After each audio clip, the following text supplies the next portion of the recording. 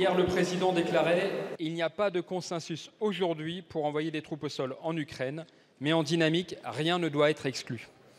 Monsieur le ministre, dans cette période de tension extrême, chaque parole doit être soigneusement pesée pour ne pas faire sombrer le continent entier dans la folie de la guerre.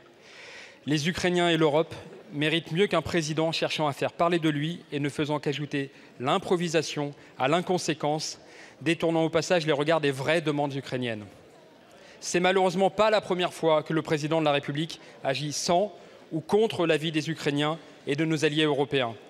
En mai 2017, il invitait encore Poutine à Versailles, persuadé de pouvoir le raisonner à lui seul.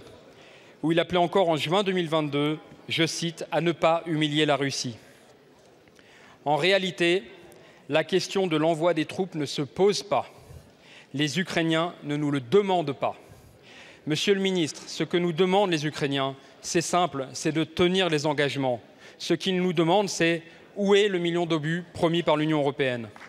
Monsieur le ministre, quand la France mettra-t-elle tout en œuvre pour soutenir l'Ukraine, non pas seulement l'aider à résister, mais bien à obtenir victoire?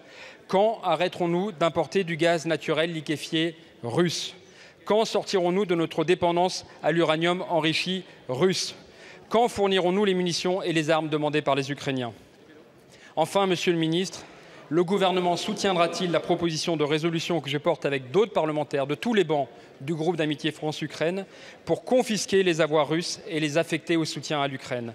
On parle ici de 200 milliards de dollars disponibles immédiatement. C'est l'aide la plus concrète que nous pouvons apporter au front ukrainien. Quand l'Ukraine se bat pour sa liberté, elle se bat pour la nôtre. Soyons à la hauteur.